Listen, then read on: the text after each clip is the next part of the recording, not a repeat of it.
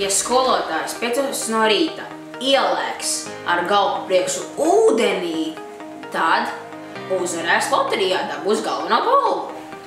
Ja skolotājs aizies atvaļinājumā, tad saņems ļoti daudz dāvanas no skolēniem. Ja jūs 7:32 apēdīsiet 2 ledus gabaliņus, tad jūsu skolnieki kusīs, cik forši skolotāji jūs esat. Ja jūs 10. vakarā slēgāsiet gaismas slēdzi 15 reizes, jūs būsiet dedzīgāka un jums būs lielāka alga. Ja skolotāji no rīta izdars 5 litrus ūdens, tad visi bērni būs paklausīgi. Ja skolotāji visiem bērniem no rīta pateiks čapiņa, tad visi bērni uzreiz izpildīs visus mājas darbus. Ja jūs, skolotāji, naktī ieelposiet rudens gaisu, jums skolā būs spēks izdejoties. Ja jūs gada sākumā izmazgāsiet matus ar kafijas pupiņām, jūs būsiet mīļākā skolotāja bērniem.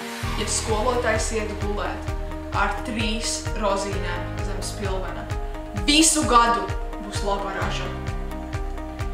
Ja skolotājs izrāpo māju 3 naktī 4 tad visi skolēni sapratīs mācību vilni. Ja skolotājs pirms stundām izdars bērns ar sulu, tad viņš kļūs par sandviņķi un viņu visi skolēni reāli pārsmiesies. Ja skolotājs Ziemassvētkos ielīdīs kupulā, tad viņš visiem skolēniem atļaus košļāt košļenes. Ja skolotājs 10. vakarā paņems 5 pudeles ar ūdeni, izveidos apli un centrā dejos mērkaķu deju, viņš būs interesantāks un atraktīvāks par visiem saviem skolniekiem. Un vēl, ja viņš uztaisīs no vaska sev masku un ieliks lapučupā, tad viņam būs tik laba dzirde, kad viņš dzirdēs visus skolēnus, kas klases aizmugurē sačukstās. Skolotāja pirms gulētiešanas vajag apēst 2 ābolus, ne vairāk un ne mazāk, lai viņa būtu priecīga un laimīga. Skolotāja katru rītu 6 viņai vajag izdzert 1 litru piena, lai klase viņu klausītu. Ja skolotājs skolotāja dienā ar plikām kājām staigās pa rasu, tad nākamajā rītā viņa iemīlēsies un skolēniem būs daudz mazāk mājas darbu. Skolotāja, ja viņa 6 reizes apgriezīsies pirms stundām, tad skolēni katru gadu atcerēsies dzimšanas dienu. Ja skolotāji dienā skries 2 apļus ap skolu, tad visi skolnieki labi mācīsies.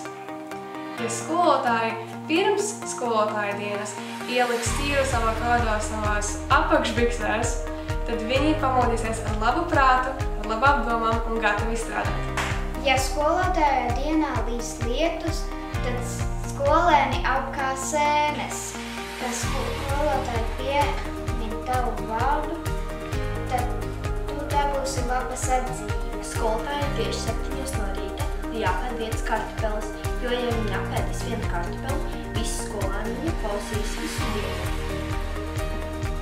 Skolotāji tieši 7 no rīta ir jānotupis 10 reizes, jo ja viņi notupsies 10 reizes, viņi būs skaisti visu dienu. Skolotāji pirms gulēšanas ir jāizdara 2 krūzes ar pienu, lai visi bērni viņai teiktu no rīta labdien. Skolotāji pirms darba ir jāpēd 10 končas, lai visi bērni būtu čakli un nevajadzētu nevienam aizrādīt.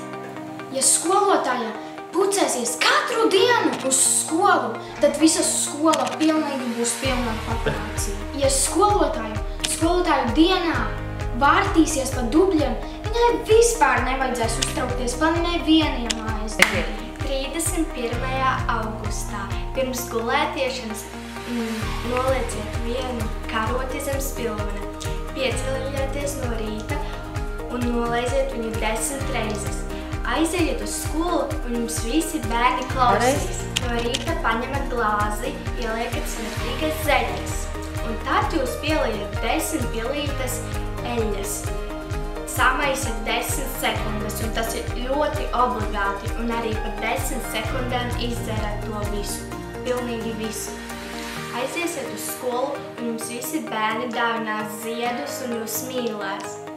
Ja skolotājs dzer ananāsu sulu, viņam nekad nebūs uz sejas grumbu. Ja skolotājs lēkās pa batutu, viņam būs skaisti mati. Skolotājiem no rīta ir kārtīgi jāpēd brokastis, lai viņas bērni būtu izmācījušies mājas darbus. Skolotājiem klasē jānober daudz končus un jāizdala visiem bērniem, tad bērni būs vispaklausīgākies visas pasaules.